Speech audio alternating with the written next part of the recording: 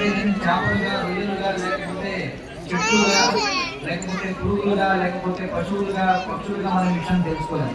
మానవ జన్మలో మాత్రమే తెలుసుకోగలం. కాబట్టి మానవ జన్మ అనేది దేనికోసం ఉందంటే ఈ విషయం తెలుసుకుని ఈ కాలం చూస్తుందని. సరే, ఆ కాలం ఎక్కడి నుంచి వస్తుందండి? గోదావరి నుంచి వస్తుందండి.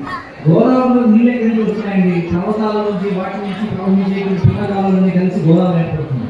ఆ పర్వతాలలో నీళ్ళు ఎక్కడి నుంచి వస్తున్నాయి? వర్షం పడడం వల్ల. కాబట్టి అన్నాభవంతి పుట్టాని, సకల జీవులు అన్నం వల్లనే బతుకుతున్నాయి. అన్నం వర్షం వల్ల వస్తుంది. యజ్ఞాభవతి పర్జన్యం. మరి వర్షాలు ఎందుకు కురుస్తున్నాయి? యజ్ఞం చేయడం ద్వారా. యజ్ఞం అంటే ఏమిటి? యజ్ఞం అంటే భగవంతుని ప్రీతి కోసం చేయబడేదే యజ్ఞము. యజ్ఞం అంటే చాలా వచ్చి ఒక పండు ఇచ్చారనుకోండి, తీసుకోండి అని చెప్పి మీకు ఆనందం కలుగుతుందా లేదా? కలుగుతుంది కదా. అలాగే భగవంతుడు కూడా మరి 9వ అధ్యాయంలో కృష్ణుడు చెప్తాడు, పత్రం పుష్పం ఫలం తోయం యోమే భక్త్యా ప్రయచ్చతి తదహం భక్తిపశ్రుతం అశ్నామి ప్రయతాత్మనః. కృష్ణుడు ఏమన్నాడు?